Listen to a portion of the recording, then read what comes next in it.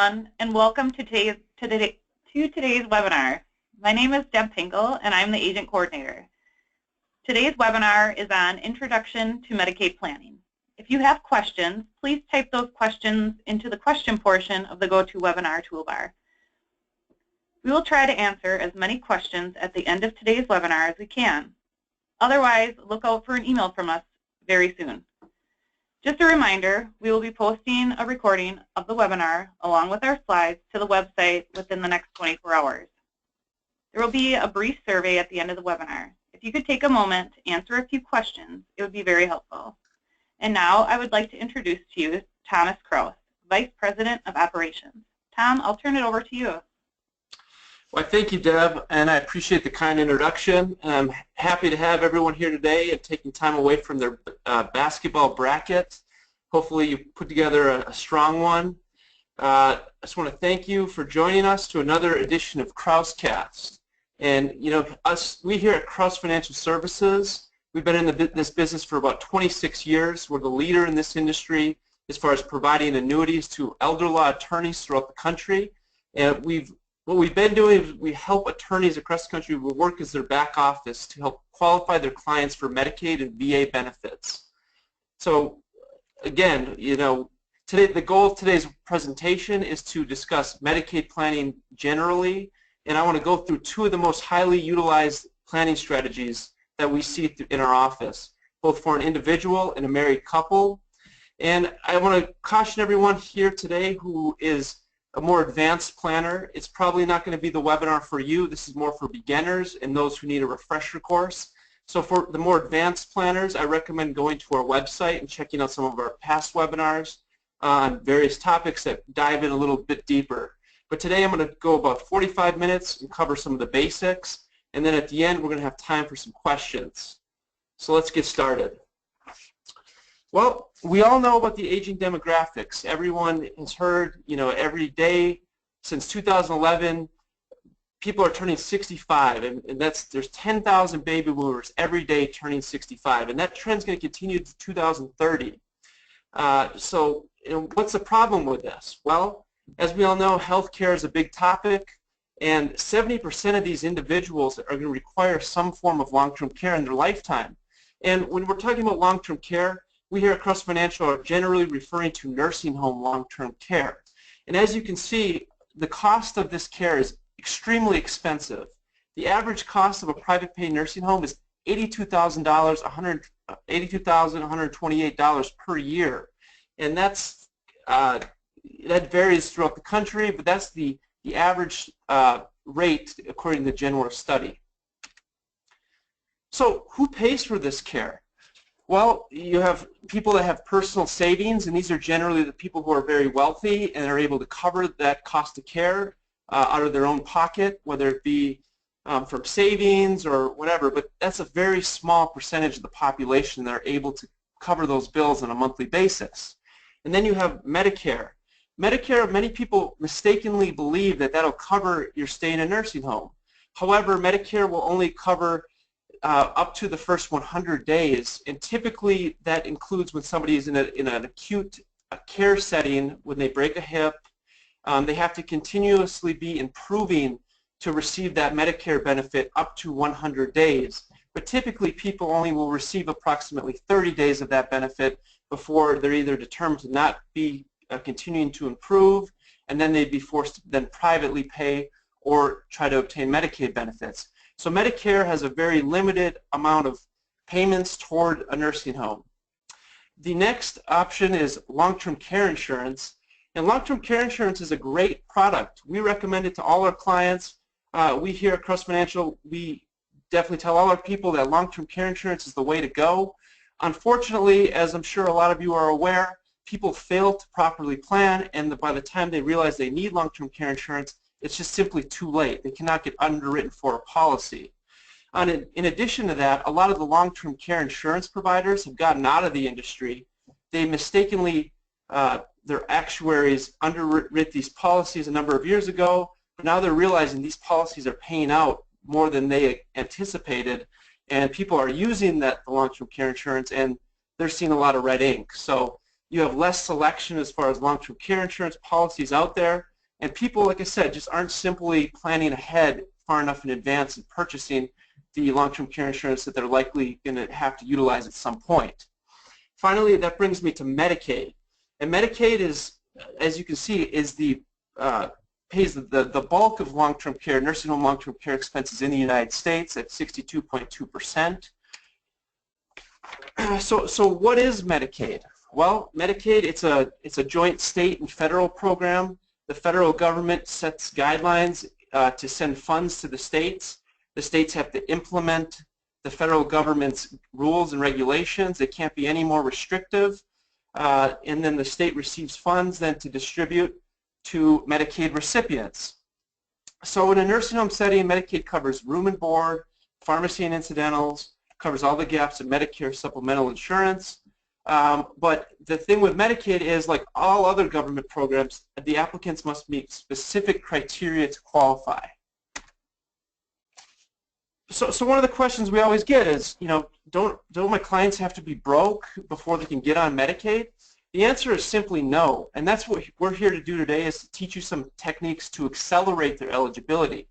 So if you have somebody who, a lot of people have the misconception they have to spend all their money, Medicaid's only for poor people. That's not the case, because the rules allow for people to do some planning, some proactive planning, to obtain Medicaid benefits either today or set up a plan where they're going to obtain them in a period of time, and we'll talk about those examples here shortly.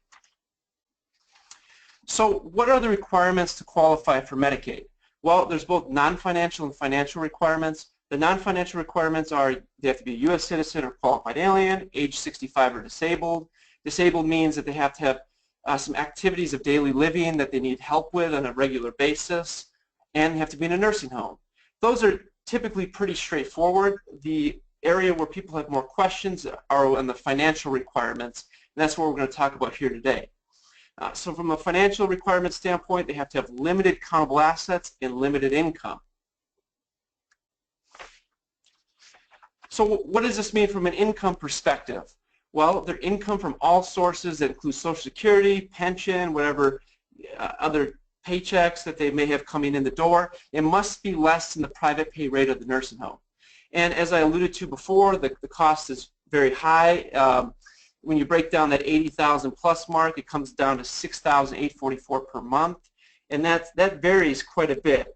For example, in New York, it couldn't go as high as 15,000. In Alaska, cost of care could be 20,000 a month, whereas in rural Alabama or Texas, you can get the care down to 3,500 to 4,000 a month. So it really depends on where you are, but this number represents the average throughout the country.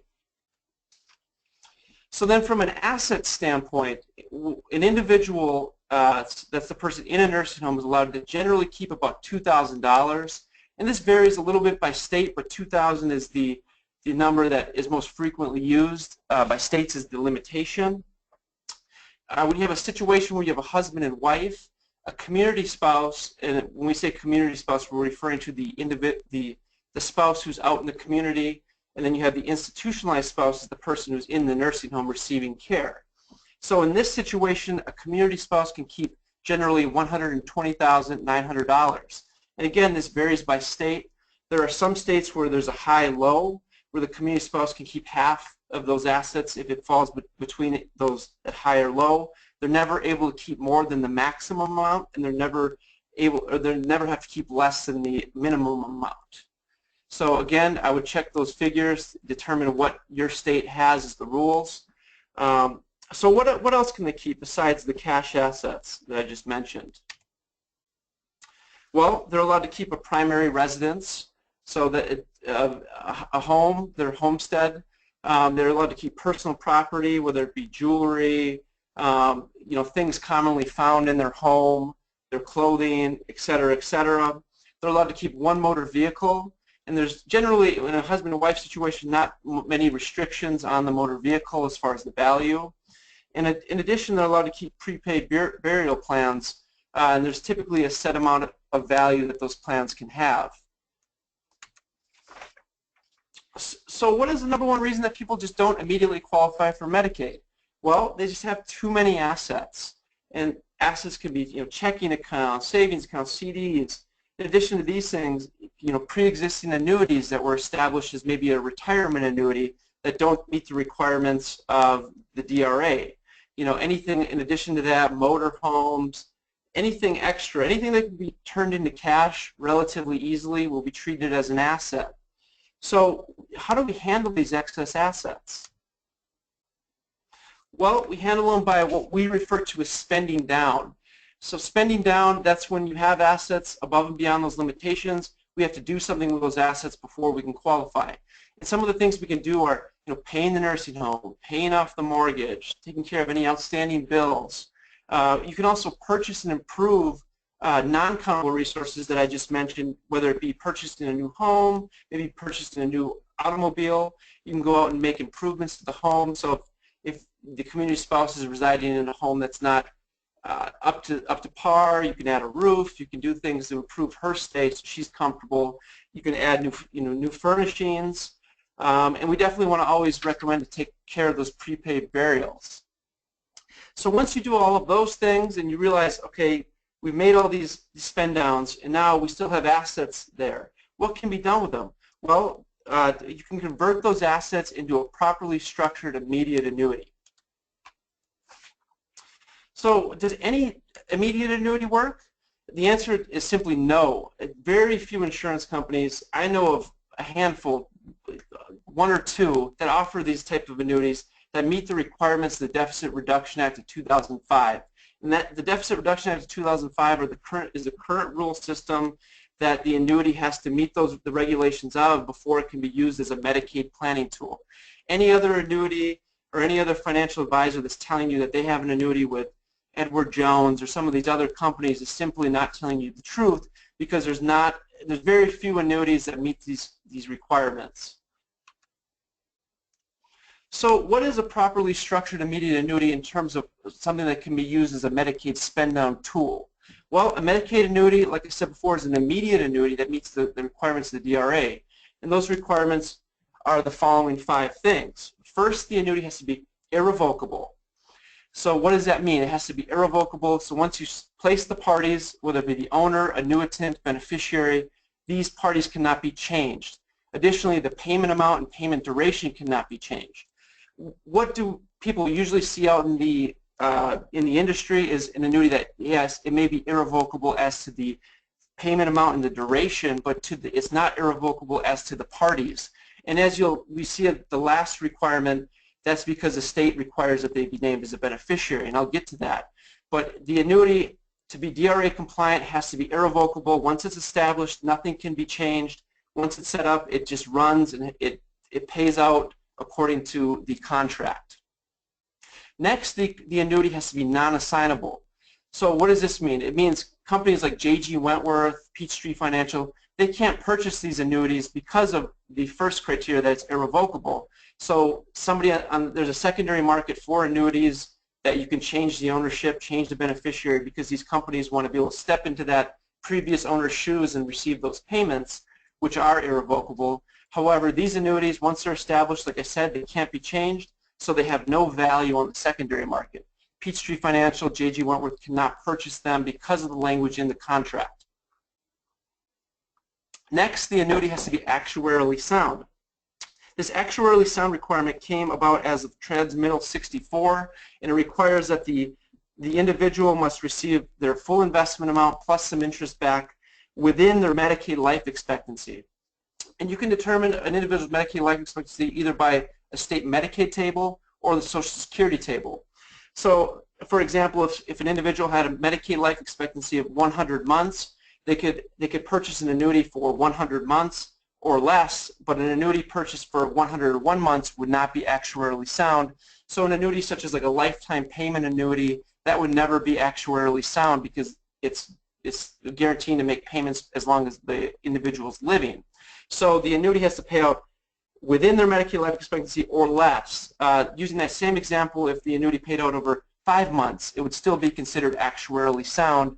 And we had a case go through in Pennsylvania known as the Zahner decision that lays the groundwork for that in that decision. Next, the annuity has to make equal payments. And typically what we see is monthly payments, so each payment has to be the same amount and they come out monthly for the duration of the annuity. A while ago that we used to be able to use balloon annuities where it would make small payments and then the last one would be a large balloon payment, but those are no longer allowed in Medicaid planning. Finally, the annuity must name the state as beneficiary. You're typically in the first position. The only exception to that rule, if there's a community spouse or minor disabled child, they're able to be named in the first position, and the state would be named in the residual position. So just to summarize, an annuity has to meet all of these requirements. It can't meet one or two of these requirements to be considered DRA compliant. It has to meet each and every one of these requirements, and then it can be used as a Medicaid spend down tool. So when should you consider using an MCA? Well, if your client's in a Medicaid approved nursing home, is expected to remain at the facility indefinitely, they've exhausted all of his or her Medicare benefits, and they're self-paying, they have excess countable assets. We want to make sure that there's clarity to the situation. So if someone just enters a nursing home and they might recover and they might go back home, that's probably not the situation where you want to implement an MCA. We want to know with some clarity that the individual is going to remain in the nursing home likely for the rest of their life, and then we want to step in and be able to use the Medicaid annuity as the proper tool. We're not going to use the Medicaid compliant annuity prior to the individual entering a nursing home. We want to wait till they're in the nursing home, they've used all their Medicare benefits, and now they're spending down their assets, and at that point we step in and we put together a plan. So let's look at a plan. This is, let's meet Grace. Grace, she's an 85-year-old widow residing in Michigan. She's in a Michigan nursing home. Grace suffers from dementia but is otherwise in good health. After the recent sale of her home, she now has $200,000 in her savings account. Her monthly income is $1,200 from Social Security. Grace's nursing home bill is $7,500 a month. So what if Grace does nothing? Well, she's going to exhaust her entire life savings within 31 months. So how do we figure that out? We take her total assets of $200,000 and we divide it by her shortfall, which would be $6,300 a month. That's taking the nursing home cost of $7,500, subtracting her income. So she's short about $6,300 every month. So in 31 months, Grace is going to be totally out of money. She's going to be able to qualify for Medicaid based on need at that time. So instead of that happening, Grace's family, they're worried and they decide to contact their elder law attorney. So in this situation, what we see most often is the gifting MCA plan. So this strategy is utilized when an individual has either normal or unknown longevity. In Grace's example, she has dementia, but she's in otherwise relatively good health.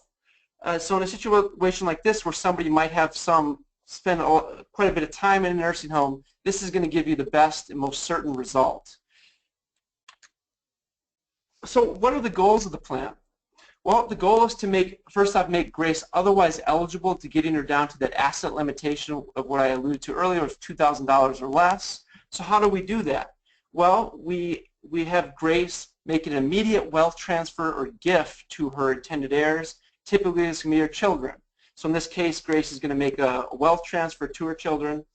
And then we're going to establish a Medicaid compliant annuity to help her privately pay for the nursing home during the penalty period, which we create by the gift. And then finally, the goal is to qualify Grace for Medicaid benefits, which she will begin receiving at the end of that penalty period that the gift created. So let's take a walk through how that all works. So the first step is we're going to determine the plan, the length of the plan. So we do that by putting out Grace's nursing home cost of $7,500 per month.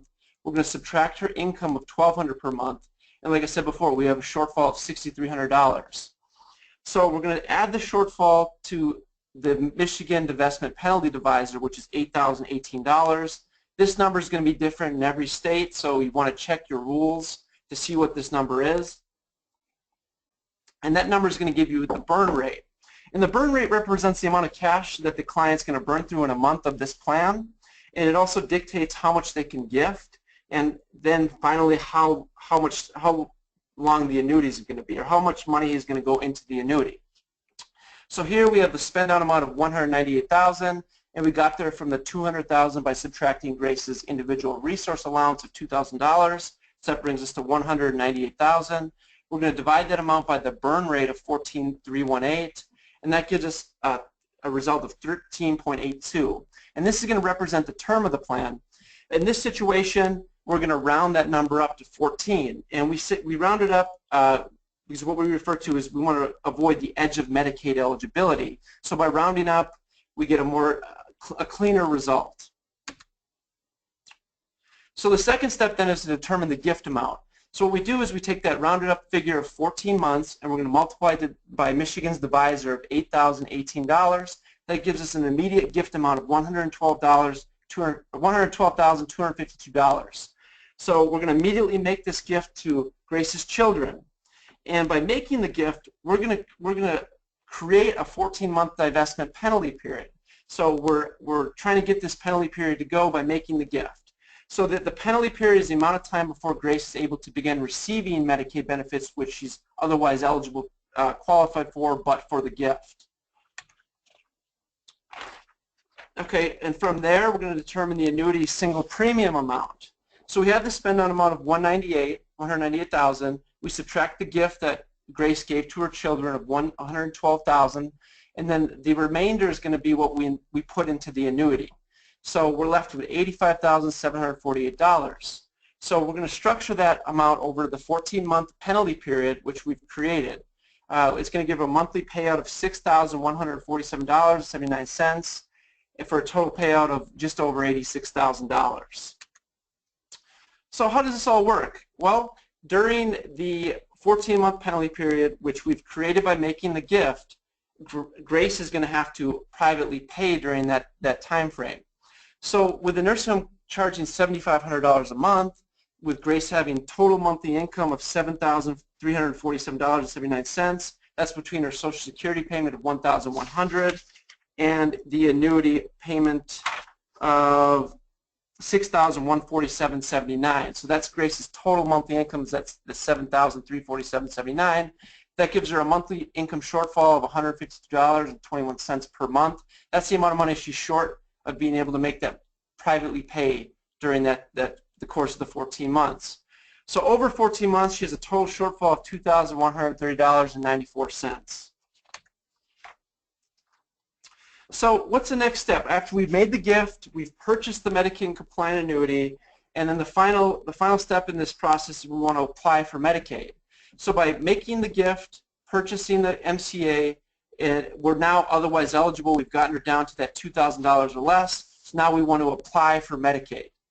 And at this point, we apply for Medicaid to get the clock ticking on the gift, on the penalty period. So we want to do it in this order, and then we'll take a look here at kind of the timeline. So again, we make the gift, purchase the annuity, apply for Medicaid, and then that'll get the clock ticking on the penalty.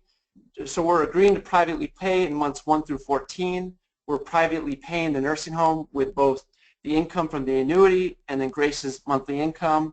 So months 1 through 14 we're privately paying. In month 15, then Grace begins receiving Medicaid benefits. So what are the economic results of this plan? Well, this plan allowed Grace's children to receive an immediate gift of $112,252. So instead of going broke in 31 months, Grace immediately makes a gift of $112,252. So Grace's children, with this money, they can help subsidize her care. They can get her massages, manicures. They can make her stay as comfortable as possible. And then next, Grace begins receiving Medicaid benefits in month 15. Like we said, we created a 14-month penalty by making a gift, and then in month 15, Grace is now receiving those Medicaid benefits. So in month 15, her copay is going to be $1,140. So what was she paying before? $7,500. You can see this is a significant savings. All she's going to be paying is her Social Security income of $1,200 less her personal needs allowance of $60 per month. So finally, if Grace doesn't live until month 15, she will not gain any economic benefit. What does this mean? Well, if you remember, to be DRA compliant, the annuity has to name the state as primary beneficiary. So The good thing about this plan is if Grace were to predecease that 14-month term of the annuity, there would be no payback to the state because the state would have not provided any benefits to her, on her behalf. So there would be no payback, anything if she were to pass away before the 14-month term of the annuity. The remainder would go to the secondary beneficiary, which would likely be the children. And again, if she were to pass away prior to that, she would not have received any Medicaid benefits, so there's not really any economic benefit from that standpoint either. So there's no upside, no real downside if she were to predecease the term of the annuity. Yes. So let's take a look at a married couple. This is going to be the second most common plan that we see in our office. So in this couple, like I said before, it's where we have one healthy spouse who resides in the community and one spouse who's in institutionalized spouse in the nursing home receiving care. So what's the goal in a married couple case? Well, the goal, unlike the gifting plan, we want to gain immediate Medicaid eligibility for the institutionalized spouse. So in the gifting plan, we're creating a penalty period, and we know we're going to obtain Medicaid benefits at some point in the future. Here, we're going to get the institutionalized individual immediately on Medicaid. And then next, we want to provide sufficient income to the community spouse so they can maintain their lifestyle, and we want to be aware of any additional income that they might require if they need extra care at some point. So we want to always be cognizant that things may change for the community spouse now that they're alone. So we make those, we build that into our plan. So in this situation, we have Bill and Joan. Bill is 83 years old and recently entered a nursing home. His monthly income is $2,500 from Social Security and pension. We have Joan is 82-year-old community spouse. Her monthly income is $1,100 from Social Security.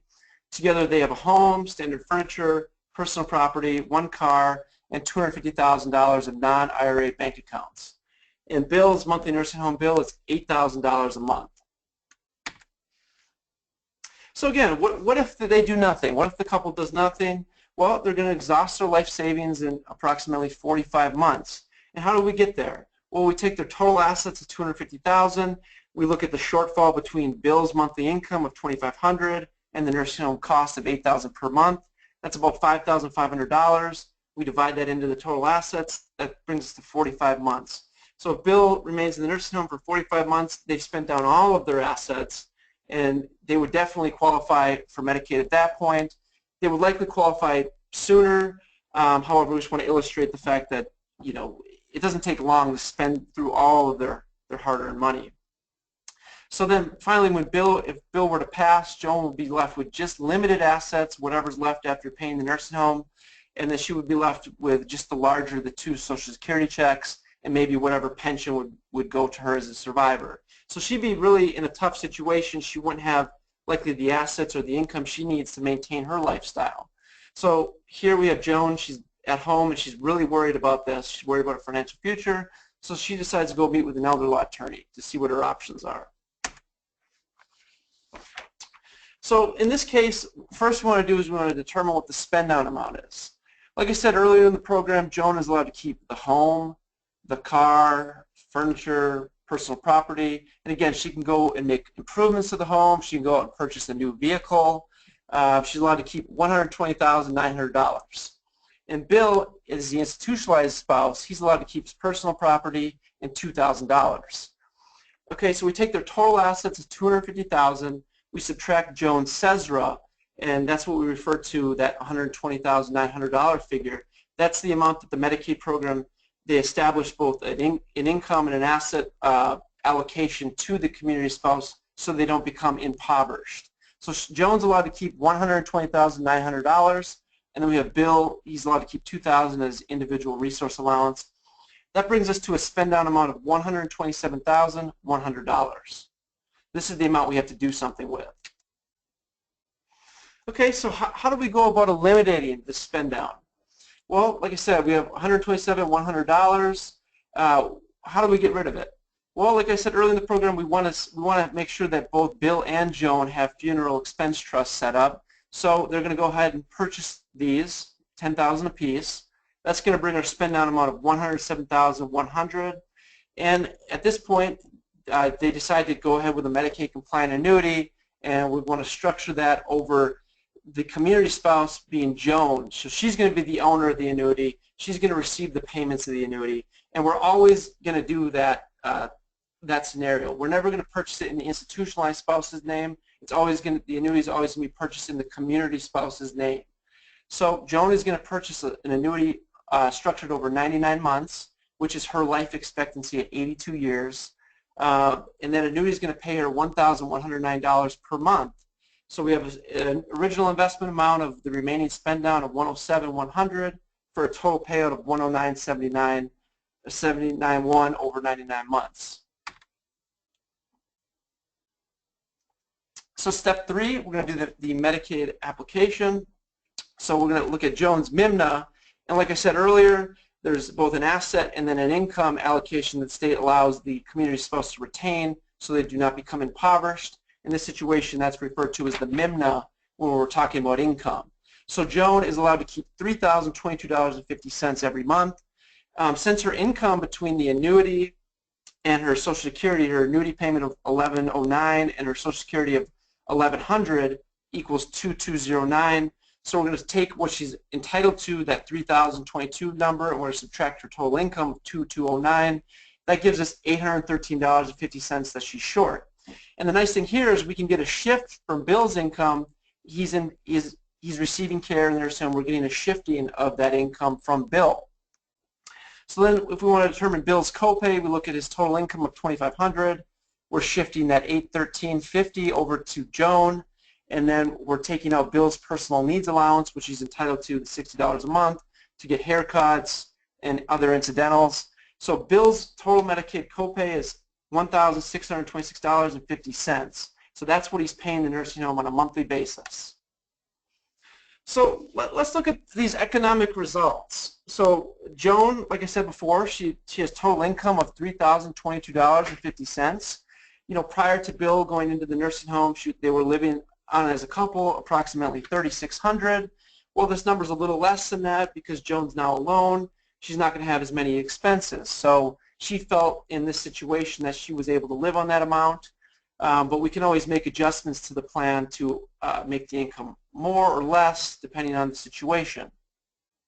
So before, like I said, Bill and Joan were expected to pay $8,000 per month for Bill's care, and now Bill's Medicaid copay is only $1,626.50.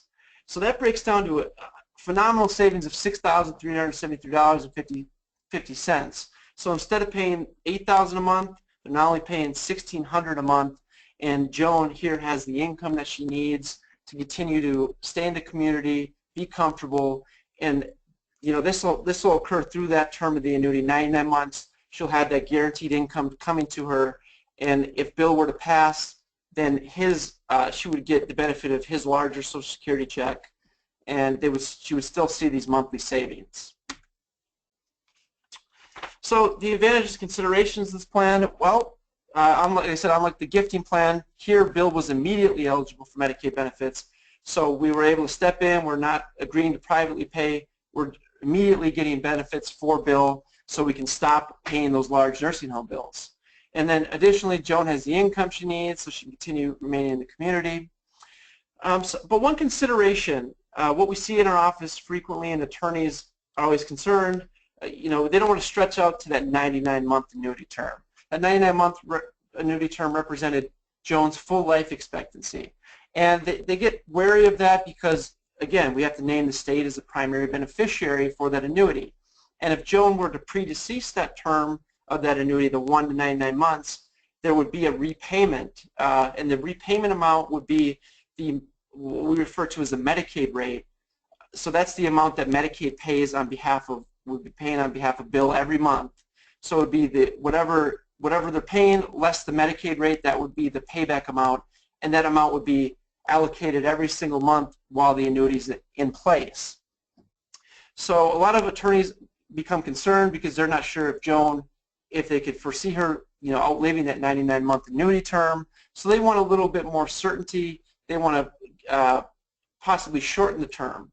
So can we shorten the term in this situation? The answer is definitely, and that's probably what we see most frequently. But we always caution attorneys, we don't want to shorten to something that's abusive. We want to keep the income reasonable, something that we can point to. Maybe Joan in the future will require some added care or somebody to come to the home and help her out with things now that Bill's away in the nursing home.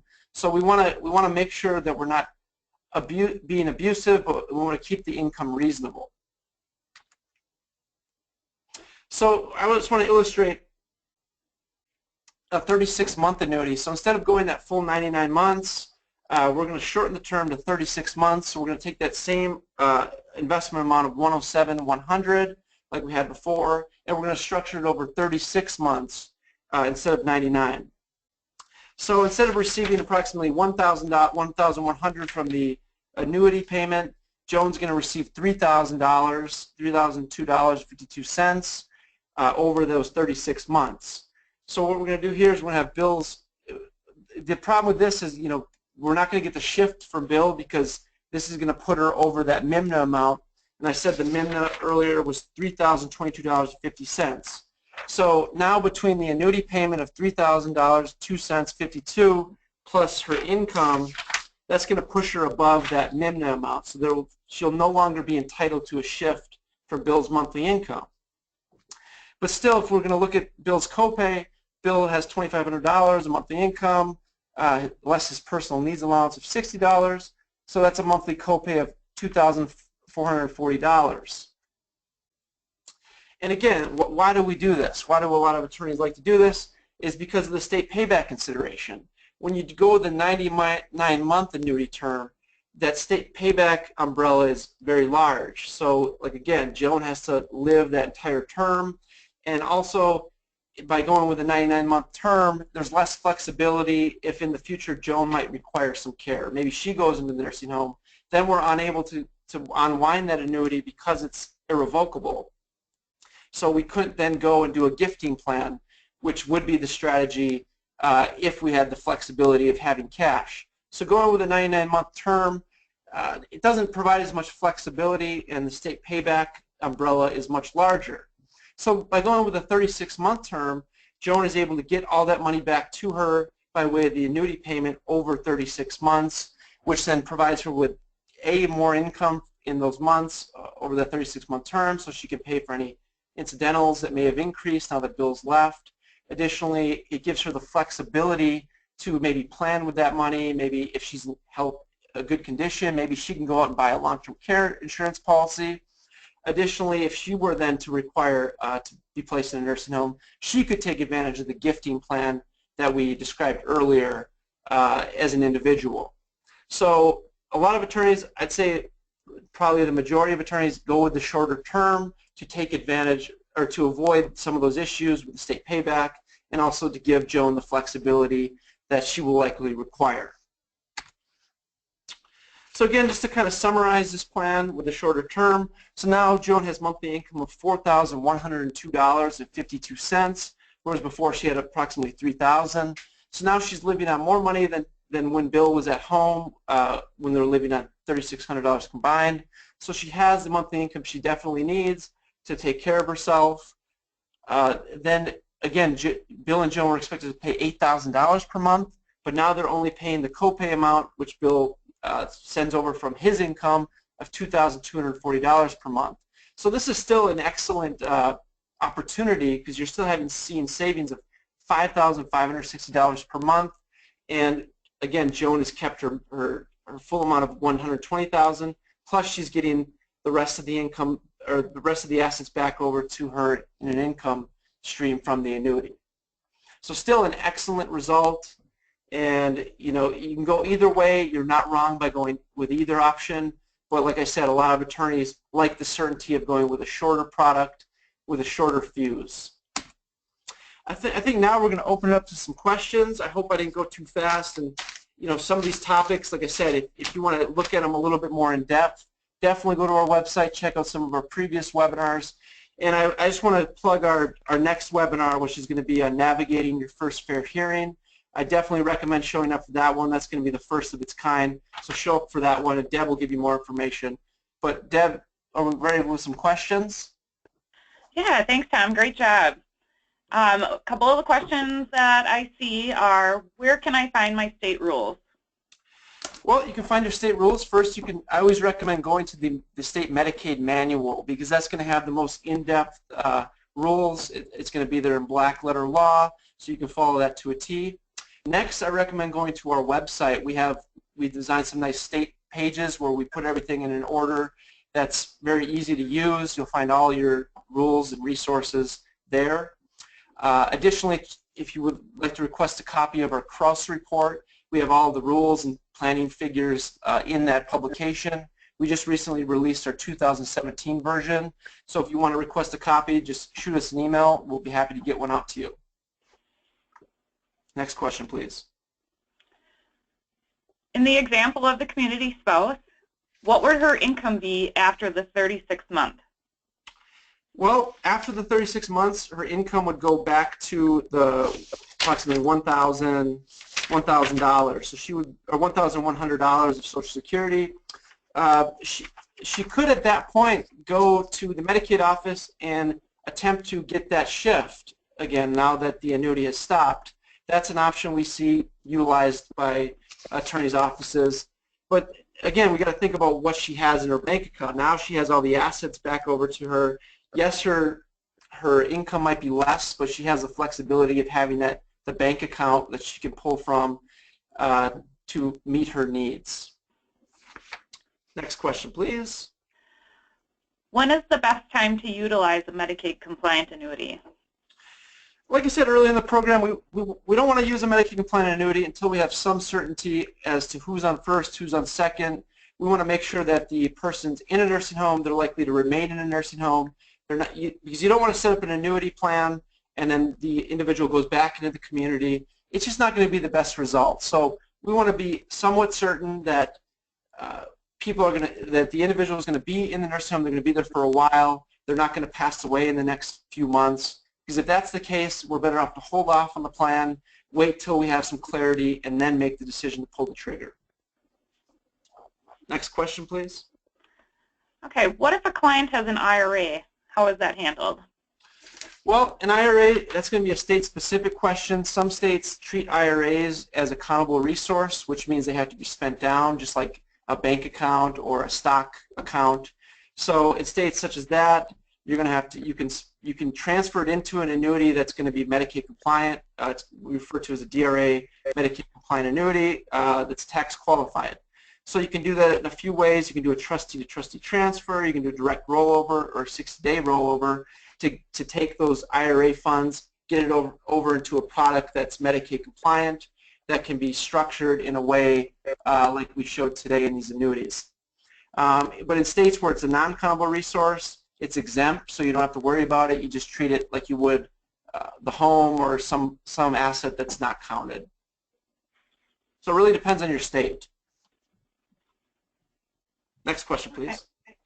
If the client has an existing annuity that is not DRA compliant, what can be done with that?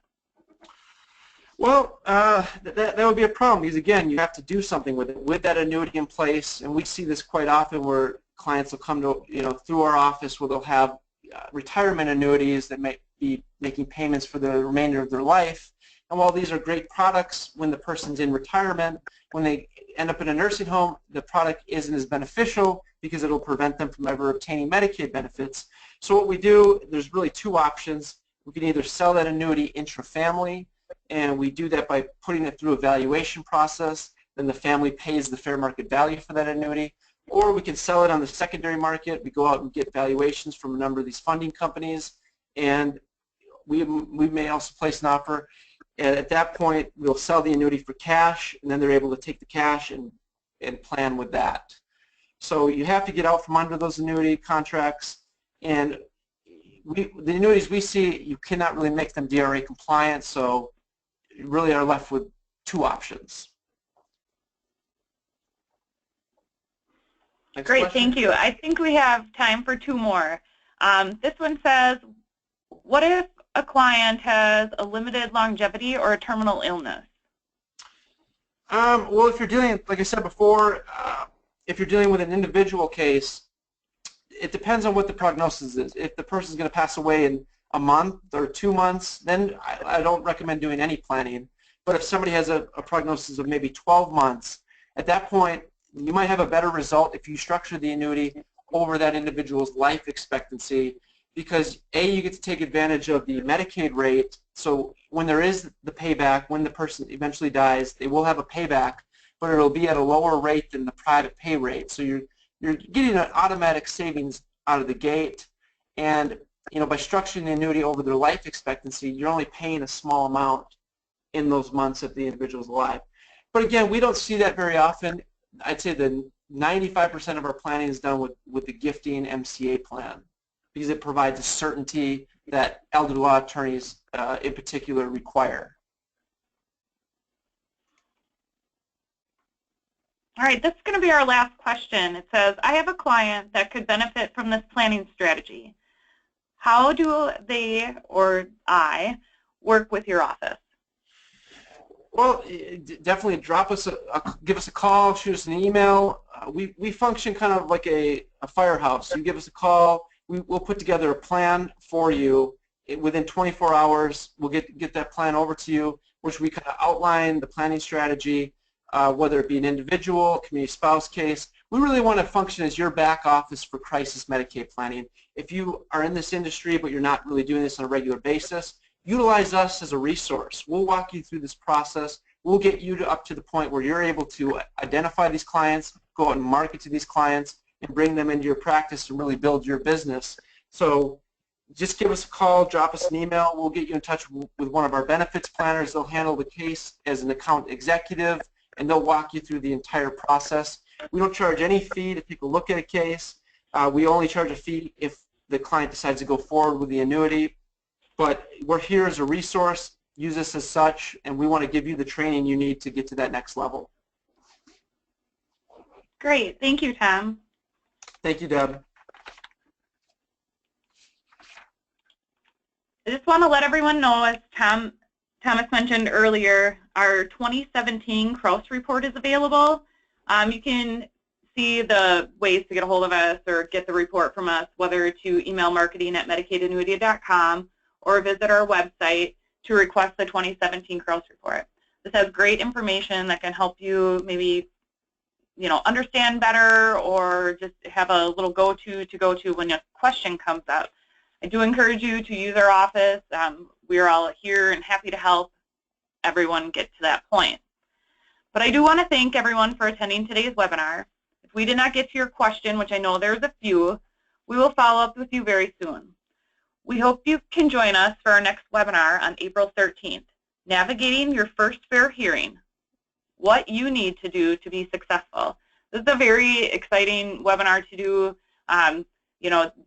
The nervousness and the excitement of your first fair hearing and not exactly knowing where to plan or when to plan or how to go about it. We are more than happy to help. We really like to help people do these things and to educate you, and we hope to never get to that process, but we are here for you when we do. So I want to thank you again, Tom, for a great presentation, and thank you to our attendees for joining us. Have a great day, everyone.